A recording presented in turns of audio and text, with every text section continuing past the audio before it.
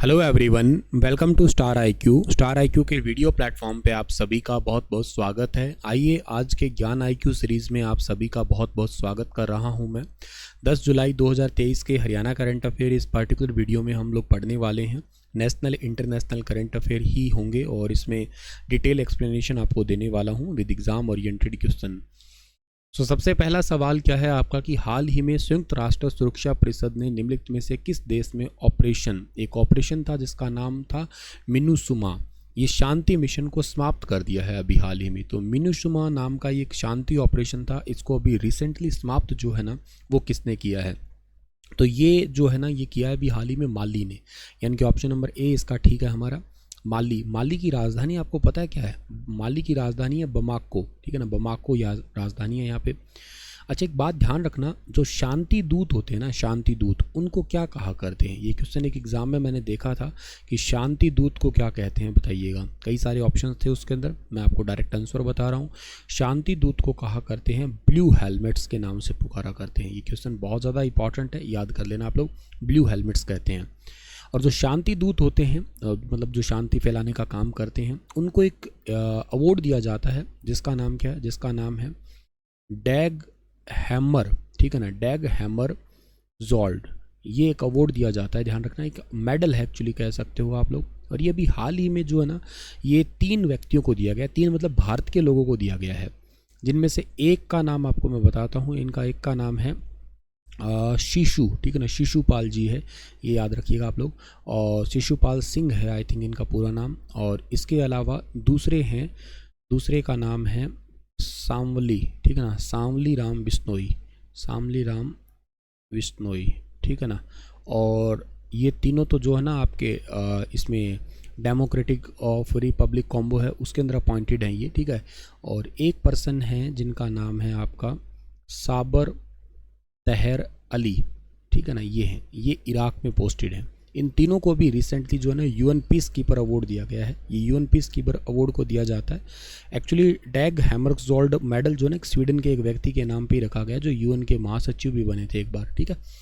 सो ये याद रखना। और इस बार जो है ना भारत पता क्या कर रहा है, मतलब दुनिया ही समझिएगा, यूनाइटेड नेशन ही समझिएगा, भारत नहीं। यूएन पीस कीपर की टोटल 75th नंबर की एनिवर्सरी मना रहे हैं हम लोग ये, ठीक है। काफ़ी प्यारा सवाल है। ये 3 लोगों के नाम याद कर लेना, मैं दोबारा रिपीट कर रहा हूँ। शिशुपाल सिंह है, एक सांवली राम बिश्नोई है और एक आपके सबर तहर अली है, ठीक है। चलिए आगे बढ़ते हैं और अगला सवाल आपका है कि हाल ही में जारी आंकड़ों के अनुसार निम्नलिखित में से कौन सा राज्य 2022-23 में इलेक्ट्रॉनिक सामानों का शीर्ष निर्यातक बन गया? मतलब सबसे ज़्यादा एक्सपोर्ट किसने किया है 2022-23 के अंदर? तो ये सबसे ज़्यादा जो एक्सपोर्ट करने वाला राज्य, देखो तमिलनाडु पिछले साल था 4थे नंबर पर, लेकिन इस बार आ चुका है ये पहले नंबर पर आ चुका है। तमिलनाडु ने कितना एक्सपोर्ट किया है? तमिलनाडु किया है 5.37 अरब डॉलर, ठीक है ना, बिलियन डॉलर, इतना किया है। अच्छा, पहले नंबर पे ये, तो सेकंड नंबर पे कौन सा है? सेकंड नंबर पे इसमें है कर्नाटक राज्य। कर्नाटक ने कितना किया? कर्नाटक ने किया 4.9 बिलियन डॉलर किया है। अच्छा, थर्ड नंबर पे कौन सा है इसके अंदर? नहीं, कर्नाटक थर्ड नंबर पे नहीं होगा, यूपी थर्ड नंबर पे होना चाहिए। कर्नाटक तो थर्ड पे आएगा, सेकंड पे है यूपी एक्चुअली, ठीक है ना। और सेकंड पे यूपी है ना, तो मैं यूपी लिख देता हूँ। यूपी ने 4.9 बिलियन डॉलर किया है, कर्नाटक का 4.52 बिलियन डॉलर होगा, ठीक है। थर्ड पे है कर्नाटक, याद रखना आप लोग। अच्छा, इसके अलावा तमिलनाडु टॉप पे क्यों है? तमिलनाडु के अंदर बहुत सारी कंपनियां आ चुकी है, विदेशी कंपनियां आ चुकी है। जैसे आप लोगों ने नाम सुना होगा, टाटा इलेक्ट्रॉनिक्स है। टाटा इलेक्ट्रॉनिक्स एक बहुत दिग्गज कंपनी है। एक कंपनी है आपकी फॉक्सकॉन कंपनी है, ये भी एक अमेरिकी कंपनी है, बहुत फेमस कंपनी है। इसके अलावा एक कंपनी है आपका पेंटागॉन कंपनी है, ये भी बहुत फेमस कंपनी है। तो ये कंपनियां तमिलनाडु के अंदर आ चुकी है। इस करके यहाँ पे इलेक्ट्रॉनिक सामान है, जैसे कि आपका रेडियो है, टीवी है, या मोबाइल है, या चार्जर है, या कीबोर्ड है, ये सारे इलेक्ट्रॉनिक आपके सामान कहिएगा आप लोग, ठीक है। सो इनको आप लोगों को ज़रूर याद रखना है, वेरी वेरी इंपॉर्टेंट बनता है ये सवाल आपके लिए। इसके अलावा एक सवाल तो मैंने सीधा बनाया नहीं है, सीधा ही आपके लिए न्यूज़ के रूप में पढ़ा रहा हूँ मैं कि भारत का विदेशी जो ऋण है, मतलब विदेशों का जो ऋण है हमारा, ये अभी मार्च 2023 तक विदेशी ऋण हमारा कितना हो गया? 624.7 बिलियन अमेरिकी डॉलर सालाना हो गया है। लेकिन ऐसा होता है कि एक होता है ना डेट टू जीडीपी रेशियो, आपको ये पता होना चाहिए कि जो डेट टू जीडीपी रेशियो जो है ना वो जितना कम होगा उतना अच्छा है। इसका मतलब ये है कि देखो जीडीपी आप बढ़ा सकते हो, जैसे बाहर से आपने कितना कर्जा ले लोगे आप लोग तो जीडीपी बढ़ जाएगी, प्रति व्यक्ति आय बढ़ जाएगी, अच्छी कोई दिक्कत नहीं होगा, लेकिन जो डेट है वो तो बढ़ जाएगा। तो आमतौर पे इनका रेशो एक बढ़िया रहना चाहिए। हालांकि इस बार कुछ सुधार हुआ है, पहले ये 20% था, अब ये घट के 18.9% हो गया है, लेकिन हम इसे और कम लाना चाहते हैं, तो ये एक इंपॉर्टेंट है। भारत में वैसे सबसे ज़्यादा जो कर्जा है या किसी चीज़ का है तो हम लोगों के पास में ये डेट का ही है, मतलब 32.5% जो ना हमारा एक्सटर्नल डेट कह सकते हो, ऋण, बाह्य ऋण है हमारा इतना वाला। तो सिंपल पॉइंट याद कर लेना कि इंडिया का डेट टू जीडीपी रेशियो कितना है, यही आपके पेपर में बनेगा। तो 18.9% और पिछले साल कितना था, 20% है। ये जितना कम होगा उतना ही अच्छा है हमारे लिए, या ये सवाल पूछे तो बता सकते हो आप लोग, ठीक है। हाल ही में केंद्रीय गृह मंत्री अमित शाह ने निम्नलिखित में से किस शहर में अक्षर रिवर क्रूज का उद्घाटन किया है? अक्षर रिवर क्रूज का उद्घाटन अभी हाल ही में किया केंद्रीय गृह मंत्री अमित शाह जी के द्वारा अहमदाबाद के अंदर किया गया है, अहमदाबाद गुजरात के अंदर। ये अहमदाबाद के अंदर साबरमती नदी है, वहाँ पे किया गया है ये, ठीक है। और इसकी कंपनी कौन सी है? इसकी कंपनी का नाम आपको बताता हूँ मैं, कॉर्डेलिया। वैसे काफ़ी लग्जरी क्रूज़ भी बनाती है ये, ठीक है ना। इसका थोड़े दिन पहले एक क्रूज़ चला था आपका MV एम्प्रेस के नाम से, ठीक है ना, MV एम्प्रेस के नाम से था, तो चेन्नई टू श्रीलंका जाना था आपका, ठीक है। सो ये पॉइंट आपको याद रख लेना है। गुजरात के अंदर ऐसा हुआ है, थोड़े दिन पहले मोदी जी ने भी ऐसा किया था, याद हो, वाराणसी से लेकर डिब्रूगढ़ के बीच में, जिसमें आप बैठ सकते हो। किराया काफ़ी ज़्यादा होता है इनका, 40-50 हज़ार 1 लाख रुपए के आसपास होता है, पर आप बहुत सारे शहरों की यात्रा कर सकते हो इनके दौरान। गुजरात करंट अफेयर में खूब न्यूज़ में रहता है, बहुत सारे, जैसे अभी थोड़े दिन पहले एक बहुत इंपॉर्टेंट करंट अफेयर तुमने न्यूज़पेपर में पढ़ा होगा, ठीक है ना, पिपाओ। ये जो पिपाओ नाम का एक पोर्ट है, एक बंदरगाह है ये, और इसको भारत का सबसे एफिशिएंट पोर्ट का दर्जा दिया गया है, सबसे एफिशिएंट पोर्ट पूरे भारत में। दिया किसने? ये वर्ल्ड बैंक ने दिया है, ठीक है ना। वर्ल्ड बैंक का कहना है कि भारत का सबसे एफिशिएंट पोर्ट है ये, और सबसे यूँ कहिएगा एफिशिएंसी वाला है, सबसे ज़्यादा कमाई करने वालों में ओवरऑल में, मतलब है। हालांकि ये प्राइवेट पोर्ट है, मतलब सरकारी नहीं है, पिपाओ याद रखिएगा आप लोग। अच्छा, भारत सरकार इसको सबसे एफिशिएंट नहीं मानती। भारत सरकार किसको सबसे एफिशिएंट मानती है? भारत सरकार मानती है पारादीप को, ठीक है ना। ये पारादीप पोर्ट पता है कहाँ पे आता है आपको? पारादीप पोर्ट पड़ता है हमारे भारत के ओडिशा के अंदर है, इसको भारत ओवरऑल सबसे बेस्ट मानती है। अच्छा, गुजरात के अंदर एक और इंपॉर्टेंट न्यूज़ है, क्या कि गुजरात के अंदर एक गीगा फैक्ट्री लगने वाली है, मेगा भी नहीं, गीगा फैक्ट्री। किसकी लगने वाली है? लिथियम आयन बैटरी की लगने वाली है गुजरात के अंदर ही। गुजरात के अंदर एक सानंद है, ठीक है ना, सानंद नाम की जगह है, कभी आप लोगों ने सुना हो तो गुजरात में जाएंगे, काफ़ी फेमस है ये सानंद। यहाँ पे एक सेमीकंडक्टर फैक्ट्री भी लगने वाली है, एक कंपनी लगा रही है अमेरिका की जिसका नाम है माइक्रोन कंपनी लगा रही है। इसके अलावा जो है ना, अमित शाह जी के द्वारा भी रिसेंटली एक उद्घाटन भी यहाँ पे हुआ था, नेशनल अकेडमी, ठीक है ना। किस चीज़ का हुआ था? National academy of coastal policing CPs को कहते हैं, national academy of coastal policing. इसका कैंपस है, और इसका उद्घाटन किया कहाँ पे गया था? इसका उद्घाटन किया गया था द्वारका के अंदर, द्वारका गुजरात के अंदर, ठीक है। और इसके अलावा जो है ना, आप याद रखना, गिर नेशनल पार्क भी आपसे पूछ लिया जाए कहाँ पे? गिर नेशनल पार्क भी गुजरात के अंदर है, ठीक है ना। यहाँ पे लायंस रखे जाते हैं, और यहाँ पे भी यहाँ के जो 40 शेर है ना, उनको अभी रिसेंटली ब्राडा वाइल्ड लाइफ सेंचुरी के अंदर रखा जाएगा, जो पोरबंदर के अंदर पड़ती है। तो गुजरात काफ़ी फेमस है। पतंग उत्सव भी अहमदाबाद में सेलिब्रेट किया जाता है, पता होगा आप लोगों को, 1989 से जो है ना उसको हम लोग मनाते आ रहे हैं। गुजरात के अंदर मोदी स्टेडियम भी है। विश्व खेल पत्रकार दिवस हर साल कब मनाते हैं हम लोग? तो ये हर साल 2 जुलाई को सेलिब्रेट किया जाता है, विश्व खेल पत्रकार दिवस मनाया जाता है। इसको कब स्टार्ट किया गया था? इसको 1994 से स्टार्ट किया गया था, ये याद रखना आप लोग, ठीक है ना। और ये याद रखना आप लोग, इसको कौन मनाता है? इसको इंटरनेशनल स्पोर्ट्स प्रेस एसोसिएशन के द्वारा मनाया जाता है, ठीक है ना। इंटरनेशनल स्पोर्ट्स प्रेस एसोसिएशन, ठीक है ना, प्रेस एसोसिएशन के द्वारा, जिसका हेडक्वार्टर लुजाने स्विट्जरलैंड में पड़ता है, ये भी याद रखना आप लोग, ठीक है। आगे बढ़े, अगला है कि हाल ही में निम्नलिखित में से कौन सा कुछ मानसिक स्वास्थ्य स्थितियों के चिकित्सा उपचार के लिए MDMA मैजिक मशरूम के उपयोग की अनुमति देने वाला दुनिया का पहला देश बना है? मशरूम की अनुमति देने वाला ये देश बना है, ऑस्ट्रेलिया बना है। देखो ऐसा होता है, कुछ मानसिक स्वास्थ्य स्थिति है और इसके लिए जो ना MDMA और मैजिक मशरूम, इस MDMA को पता है क्या कहते हैं? एक दवाई के नाम से जाना करते हैं जिसका नाम है आपका ECSTACY, एस्केस्टिस ड्रग। ये दवाई है, और इस दवाई से जो है ना मनोविज्ञान रोग के अंदर बहुत ज़्यादा हेल्प मिलती है। इसके लिए अभी हाल ही में अनुमति दी गई है। अच्छा, ऑस्ट्रेलिया के प्रधानमंत्री एंथनी अल्बनीज़ है, लेबर पार्टी के हैं, याद रखना आप लोग। और ऑस्ट्रेलिया के साथ में बहुत सारे अभ्यास भी हुए थे, जैसे हमने एक अभ्यास किया था काकडू एक्सरसाइज की थी हमने। एक हमने किया था अभी थोड़े दिन पहले ऑसेनडेक्स नाम का, इंडिया और ऑस्ट्रेलिया का था ये। और एक हमने एक्सरसाइज किया था, इसका नाम है ऑस्ट्रा हिंद भी किया था, ध्यान रखना। अभी रिसेंटली प्रधानमंत्री मोदी ने ऑस्ट्रेलिया के अंदर भी एक लिटिल इंडिया गेट का भी उद्घाटन किया था, तो करके भी फेमस है।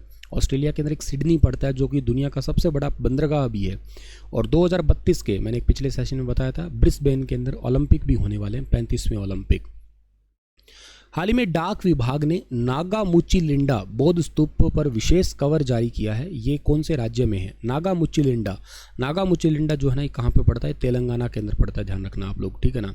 वैसे तेलंगाना में बहुत सारे बौद्ध स्तूप है, ध्यान रखना। तेलंगाना के अंदर एक डिस्ट्रिक्ट है, जिस डिस्ट्रिक्ट का नाम क्या है? जिसका नाम है पेड्डापल्ली, ठीक है ना। पेड्डापल्ली नाम का डिस्ट्रिक्ट है, यहाँ पे बेसिकली नागामुचिलिंडा बौद्ध स्तूप का उद्घाटन हुआ है। अच्छा, तेलंगाना कब बना था पता है आपको? तेलंगाना बना था 2 जून को बना था, ठीक है ना। 2 जून 2014 को बना था। किस समिति पे बना था? श्री कृष्णा समिति के आधार पे बना था ये, श्री कृष्णा समिति। हाल ही में तेलंगाना बने को पूरे 9 साल पूरे हो गए हैं, ठीक है, तो ये भी याद कर लेना आप लोग। अच्छा, यहाँ पे तेलंगाना के अंदर एक डिस्ट्रिक्ट है, जिस डिस्ट्रिक्ट का नाम है आपका रांगदे रेड्डी, ठीक है ना, रेड्डी, ये डिस्ट्रिक्ट है। इस डिस्ट्रिक्ट के अंदर जो ना भारत की सबसे बड़ी प्राइवेट रेल कोच फैक्ट्री लगेगी, मतलब सवारी गाड़ी के डिब्बे बनेंगे यहाँ पे, प्राइवेट कोच फैक्ट्री बनेगी आपकी, भारत की सबसे बड़ी बनेगी ये। अच्छा, उत्तराखंड के अंदर ना अभी रिसेंटली ग्रीन एप्पल अवार्ड भी दिए गए थे, सॉरी उत्तराखंड की माफ़ करना, तेलंगाना के अंदर जो है ना रिसेंटली अभी ग्रीन एप्पल अवार्ड दिए गए थे। ये क्यों दिए जाते हैं? ग्रीन फाउंडेशन के द्वारा दिए जाते हैं, और ये बेसिकली सोलर एनर्जी वाली बिल्डिंग के लिए जनरली दिए जाते हैं। ये 5 बिल्डिंग को दिए गए थे। 5 बिल्डिंग तो आपको ज़रूरी नहीं है इतना याद करना, पर वैसे संख्या में याद कर लेना। एक मोजेम जाही मार्केट है, एक दुर्गाम मार्केट है, एक स्टेट बिल्डिंग अम्बेडकर मार्केट के नाम से जानते हैं, एक यादरी टेम्पल भी है यहाँ का आपका। यादरी टेम्पल तो फिर भी आप लोग याद कर लेना, यादाद्री का टेम्पल है, काफ़ी फेमस है ये। तो ये तेलंगाना पुलिस स्टेशन है, उसको भी दिया गया था अभी ये, ठीक है ना, ग्रीन एप्पल अवार्ड। बस ग्रीन एप्पल अवार्ड तेलंगाना से रिलेटेड है, इतना याद कर लेना, तुम्हारे एग्जाम के लिए काफ़ी रहेगा। तेलंगाना के अंदर अभी एक रिसेंटली योजना भी चल रही थी, जिस योजना का नाम आपको याद हो तो गृह लक्ष्मी योजना, ठीक है ना, गृह लक्ष्मी योजना। हालांकि गृह लक्ष्मी योजना तेलंगाना और के अलावा कर्नाटक दोनों के अंदर है ये, लेकिन दोनों के अंदर मतलब अलग अलग है। यहाँ पे तेलंगाना में गृह लक्ष्मी योजना ना, उसके लिए 3 लाख रुपए दिए जाते हैं गरीब महिलाओं को घर बनाने के लिए। और कर्नाटक में क्या होता है? कर्नाटक में गरीब महिलाओं के अकाउंट में 2000 रुपये पर मंथ दिए जाते हैं। तो दोनों का नाम योजनाओं का सेम है, लेकिन दोनों में होता कुछ अलग अलग है। हाल ही में अजीत पवार ने निम्नलिखित में से किस राज्य के उप मुख्यमंत्री के रूप में शपथ ली है? काफ़ी ज़्यादा चर्चा का सवाल है, सबको पता है। खैर, महाराष्ट्र। देखो, महाराष्ट्र में पहले ही आपको पता है एकनाथ शिंदे निकल के आए थे एनसीपी पार्टी, और वहाँ से बहुत सारे विधायक तोड़ के लाए थे। तो यहाँ के सीएम का नाम आप सबको पता है क्या? यहाँ के सीएम का नाम है एकनाथ शिंदे, ठीक है ना, एकनाथ शिंदे है। और उसके बाद में अगर बात की जाए तो यहाँ के अभी उप मुख्यमंत्री ऑलरेडी एक चल रहे थे, जिनका नाम आप सबको पता होगा, देवेंद्र फडणवीस है, जो कि पहले मुख्यमंत्री होते थे, अब एक और बन गए हैं अजीत पवार। आप कहोगे सर ऐसे कैसे हो सकता है? ऐसा हो सकता है, ये उप मुख्यमंत्री कोई पोस्ट होती नहीं है, तो बस साथ में जो आते हैं उनको राजी करने के लिए है। और महाराष्ट्र के अंदर जो है ना, ये बीजेपी प्लस में शिवसेना और प्लस में जो है ना एनसीपी, अब ये तीनों मिल चुके हैं। हालांकि जो एनसीपी के बड़े नेता है शरद पवार, उन्होंने कहा है कि हमारा इनकी तरफ से कोई लेना देना है नहीं, ठीक है, लेकिन फिर भी वो विधायक तोड़ के ले आए हैं इसके अंदर। और उप मुख्यमंत्री अभी रिसेंटली आपको पता होगा जो टी.एस. सिंहदेव भी बने थे छत्तीसगढ़ के अंदर, मैंने आपको पढ़ाया होगा, ये छत्तीसगढ़ के अंदर बने थे टी.एस. सिंहदेव। वैसे भारत में अभी टोटल 12 ऐसे राज्य हैं जहाँ पे उप मुख्यमंत्री है, जैसे हरियाणा में भी दुष्यंत चौटाला है, यहाँ पे भी हो गए। आपको सुन के हैरानी होगी, आंध्र प्रदेश में 5 उप मुख्यमंत्री है, ठीक है ना। पता नहीं क्यों ही बना लेते हैं, वैसे ही ये बस राजी करने के लिए मुफ्त की रेवड़ी बांट देते हैं। मेन काम तो मुख्यमंत्री का ही होता है, ये बस पार्टियों को राजी करने के लिए होता है, नाम से आ जाता है कि हाँ हम उप मुख्यमंत्री है।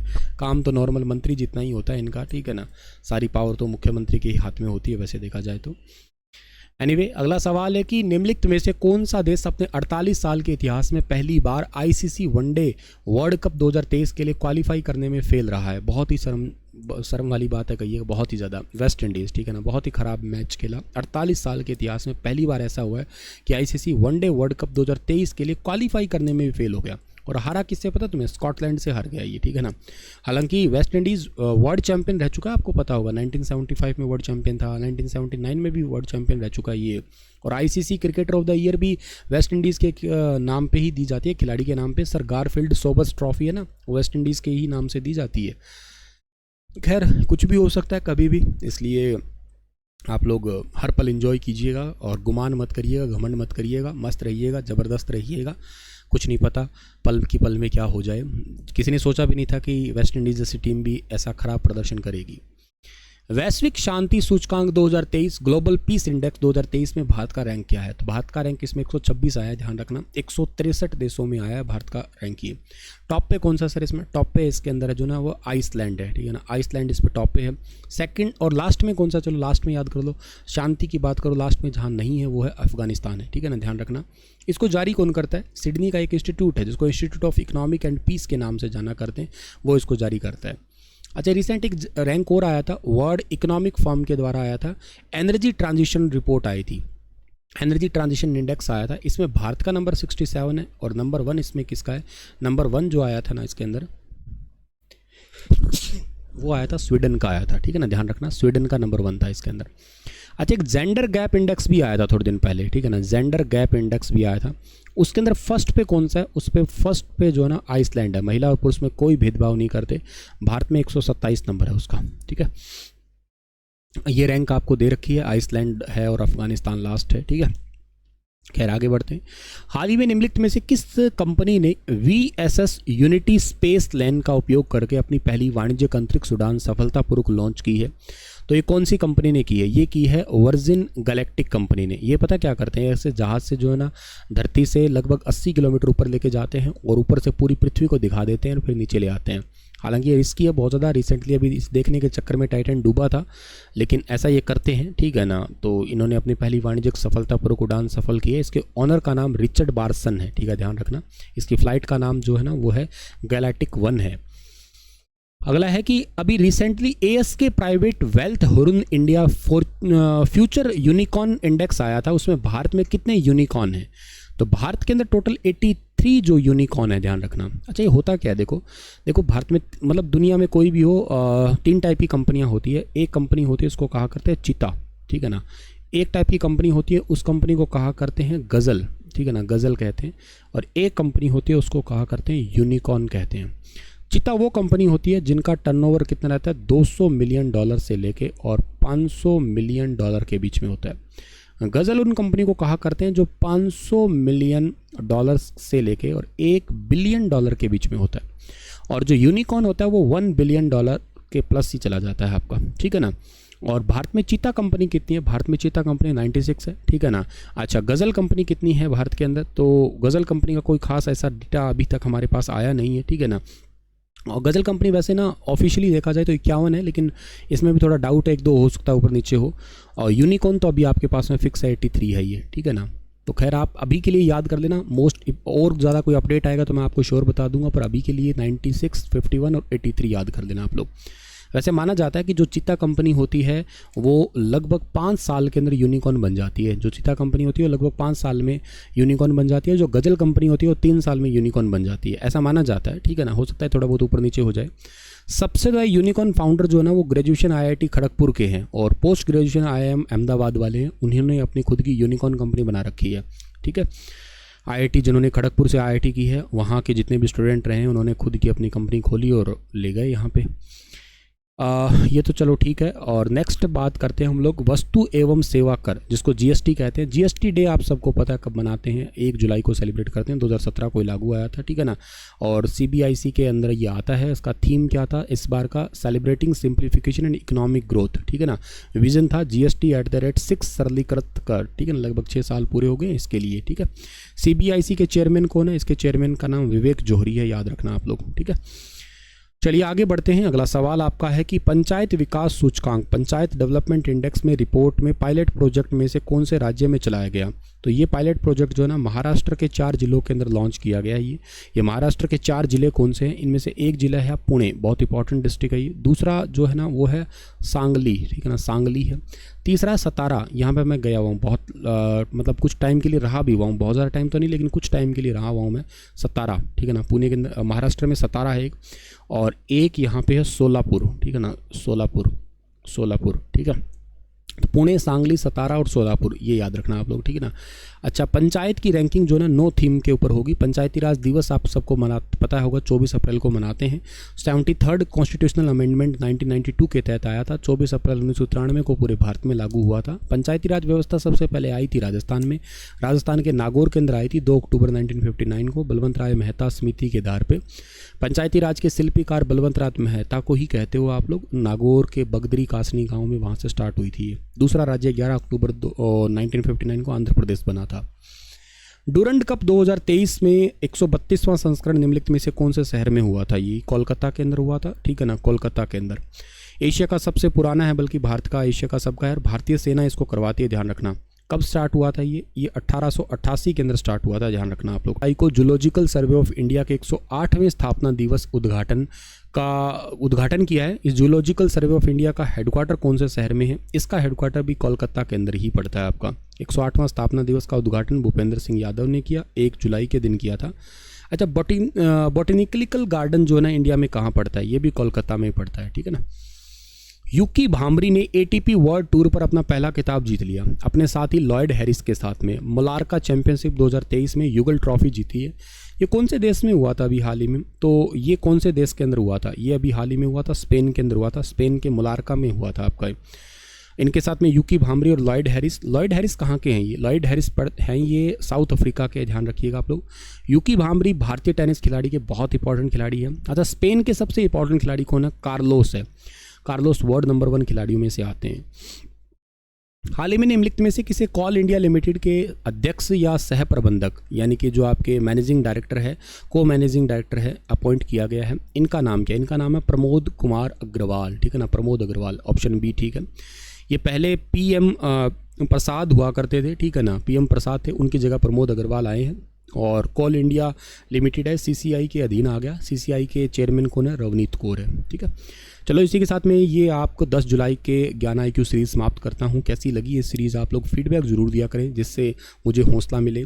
आपको अगली क्लास में इतना ही इंपॉर्टेंट कंटेंट दूंगा, ये मेरा वादा है कि आप लोग इस सीरीज़ को देख लीजिए। अगर कहीं चक्रों में पढ़ने की ज़रूरत नहीं है, कुछ मत पढ़िएगा। इसके अलावा करंट अफेयर का इनको अच्छे से डिटेल से पढ़ लेना। ये वादा करता हूँ कि आपको इनमें से बहुत सारे क्वेश्चन देखने को मिलेंगे, सारे मोस्ट इंपॉर्टेंट, और एग्ज़ाम में जैसे सवाल बनते हैं वैसे ही आपके लिए लेके आता हूँ। स्टार IQ एप्लीकेशन को अगर डाउनलोड नहीं किया तो कर लेना, और आपके वहाँ पे CET मेंस के बैच अवेलेबल है, अगर आपने नहीं लिए हैं तो वो भी ले सकते हैं आप लोग। आज लास्ट डेट है डिस्काउंट ऑफर्स के।